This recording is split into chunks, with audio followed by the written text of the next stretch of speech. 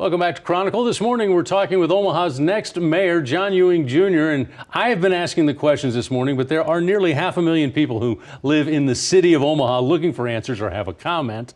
Recently we heard from some of them. First, Tony Ramirez congratulates you on your win, but he has questions and a comment. Take a listen.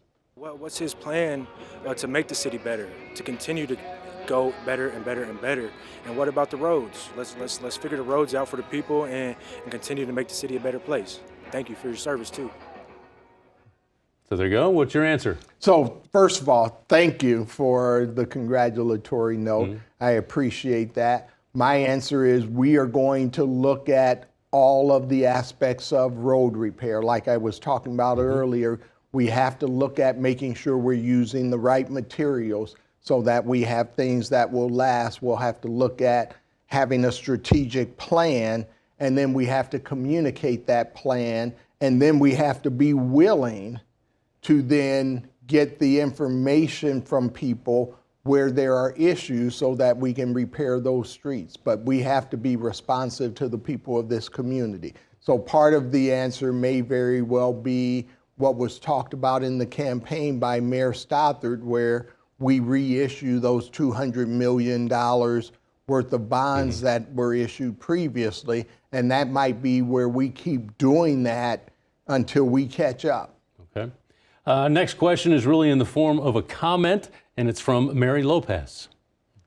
I'd just like to see what he can do with Omaha and continue to grow in positive ways.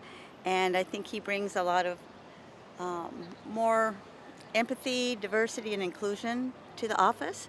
So I'm excited to see the improvements he'll make in Omaha. So how do you think you can grow Omaha in a positive way? Sure. One of the things I talked about in the campaign was looking at how we actually increase the number of high-paying jobs.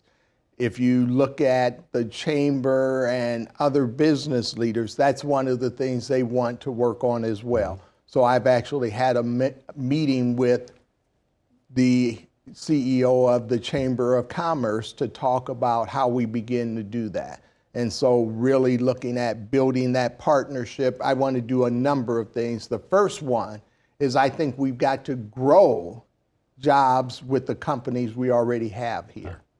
The second thing is there are a number of large companies that have people working across the country. I want to see if we can create an environment where more of those people want to locate here, so we increase the footprint of those companies that are already here. The third thing is we've got to work with the state legislature, the Department of Economic Development, and the governor's office to actually create enough of an economic development package where we have some incentives and things that we can offer companies to come here. I think right now our biggest tool is tax increment financing, and that's one that we maybe have overutilized a little bit, but it's really your biggest tool, so I understand that's part of the issue. So we've got to get more tools in our tool belt. Our next questions are from Takori McIntosh and Walterio Wright. Take a listen. Like, is he gonna be better than the last mayor? How about that? You know what I'm saying? He's African American, so it's like he's the first African American in Omaha. So I think that's really big. And what he can do for the city, I guess. You know. What is your plan for prosperity for all Omahans who live and strive here for the past 50 years and above? It's kind of a general question there. What's your plan to make Omaha better for people? Well, one of the things I talked about was intentional economic development. And I believe what we have to do is make sure that we are investing in some of the areas that have been underserved when it comes to economic development. So one of the things we're going to be announcing is we're going to be promoting a couple people within city government that are involved in economic development today at a higher level, so that we can have more intentionality and we can have more leadership in those positions to be able to work with the chamber, be able to work with the business community and break down some of the silos. One of the things I learned through my years of working with the Empowerment Network is the more you can break down those silos and the more you can get people on the same page, then the greater opportunity you have for success. So I'll give you a simple thought process. When I met with one of the people that I'm looking at promoting, they came up with a definition of economic development. I don't know that we've ever had a true, clear picture of what we mean when we say economic development in Omaha. So when you have those type of things, then that helps you be able to have a clear vision that everybody can follow. All right, next question is from Troy Stempek. You know, with today's economy and the politics and so on, and then with his previous experiences with police chief and so on, I know he has some wonderful connections, but I think just ideally with the cost of living, you know, what his ideas are and visions for just the basics around the city.